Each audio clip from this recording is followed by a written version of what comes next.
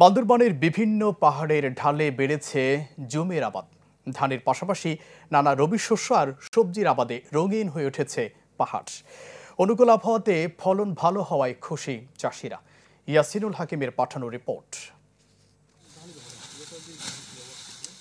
বান্দরবানের সবুজ পাহাড়ে ধুম পড়েছে সোনালী ধান কাটার। এবছর আবহাওয়া অনুকূলে থাকায় বেশ ভালো ফলন হয়েছে জুম চাষে।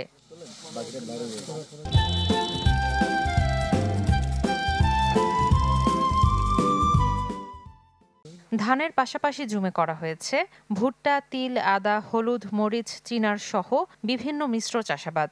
এবারে সব ফসলের ফলন ভালো হওয়ায় সারা বছরের খাদ্যের যোগান নিশ্চিতের আশা জেগেছে চাষিদের মাঝে।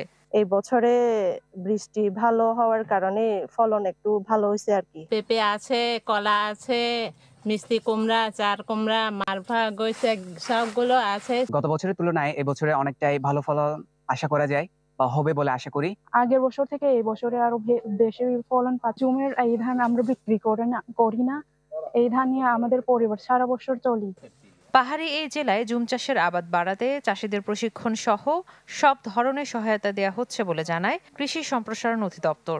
বিভিন্ন যে প্রকল্পগুলো আছে, কফি, কাজু বাদাম, রপ্তানিযোগ্য আম প্রকল্প, লেবু জাতীয় প্রকল্প সহ আরো অনেক প্রকল্পের ইয়াগুলো আমরা এখানে কৃষকদেরকে চারা, সার, বীজ বিভিন্ন কিছু বিতরণের পাশাপাশি নিয়মিতভাবে আমরা পরামর্শ দিয়ে যাচ্ছি। সার ব্যবস্থাপনা, সারের ব্যবস্থাপনা করতে হবে, তারপরে রোগবালাই ব্যবস্থাপনা এবং যাতে এইভাবে আমরা তাদেরকে পরামর্শ দিই এবং এই পরামর্শ নিয়ে ওনারা অনেকে করেন। বিভিন্ন রকম ফসল তারা করতেছেন, মানে একই জমি যারা বিভিন্ন রকম করার কারণে তারা বিভিন্নভাবে অভিজ্ঞতা হচ্ছেন।